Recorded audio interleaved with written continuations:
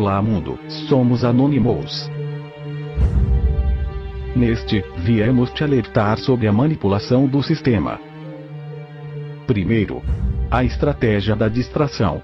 O elemento primordial do controle social é a estratégia da distração, que consiste em desviar a atenção do público dos problemas importantes e das mudanças decididas pelas elites políticas e econômicas, mediante a técnica do dilúvio ou inundações de contínuas distrações e de informações insignificantes.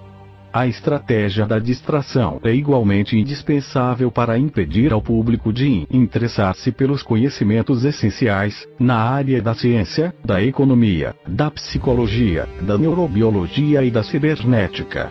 Manter a atenção do público distraída, longe dos verdadeiros problemas sociais, cativada por temas sem importância real. Manter o público ocupado, sem nenhum tempo para pensar. De volta à granja como os outros animais.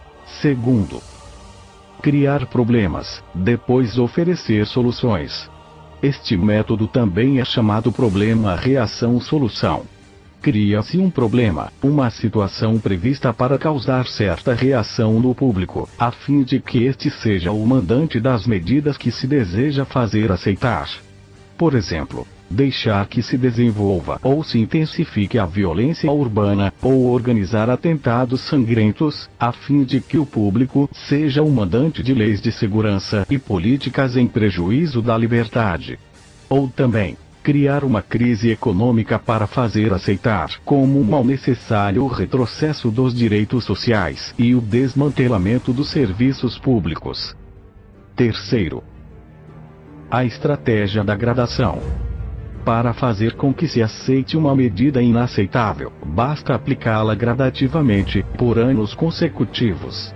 É dessa maneira que condições socioeconômicas radicalmente novas, como o neoliberalismo, foram impostas durante as décadas de 1980 e 1990. Estado mínimo, privatizações, precariedade, flexibilidade, desemprego em massa, salários que já não asseguram ingressos decentes, tantas mudanças que haveriam provocado uma revolução, se tivessem sido aplicadas de uma só vez.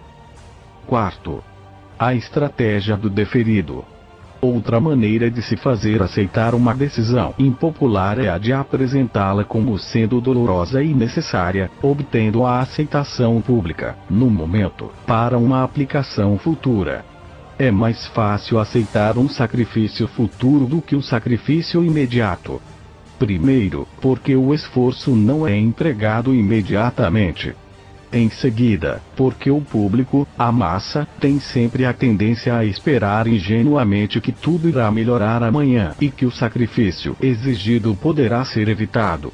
Isto dá mais tempo ao público para acostumar-se com a ideia de mudança e de aceitá-la com resignação, quando chegue o momento. Quinto, dirigir-se ao público como crianças de baixa idade. A maioria da publicidade dirigida ao grande público utiliza discurso, argumentos, personagens e entonação particularmente infantis, muitas vezes próximos à debilidade, como se o espectador fosse um menino de baixa idade ou um deficiente mental. Quanto mais se intente buscar enganar ao espectador, mais se tende a adotar um tom e porquê.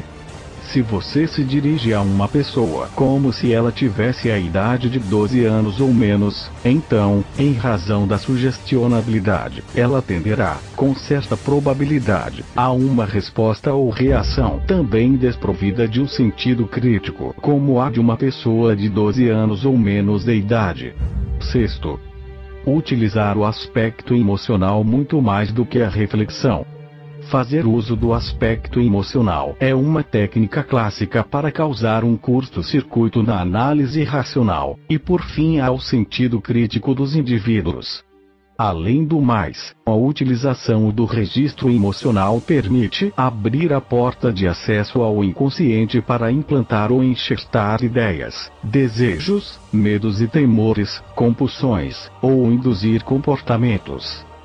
Sétimo, manter o público na ignorância e na mediocridade. fazer com que o público seja incapaz de compreender as tecnologias e os métodos utilizados para seu controle e sua escravidão.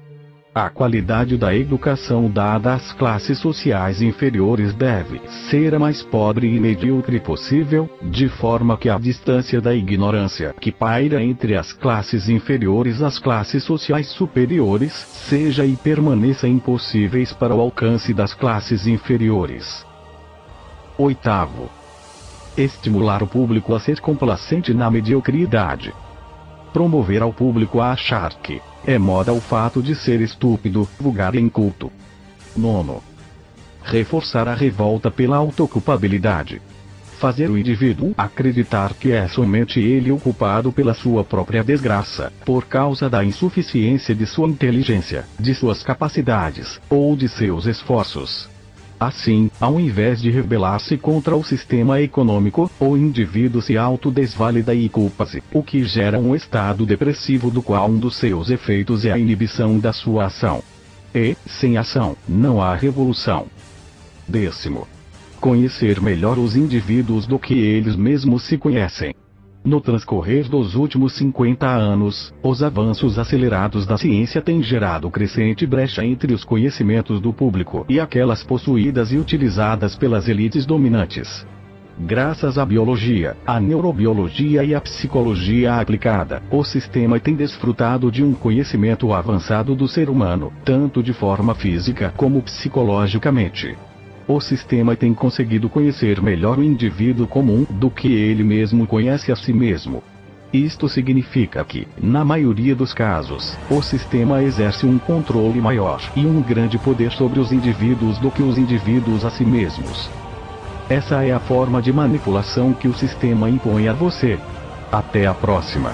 Nós somos Anonymous. Somos uma legião. Nós não esquecemos. Nós não perdoamos. Nos aguarde.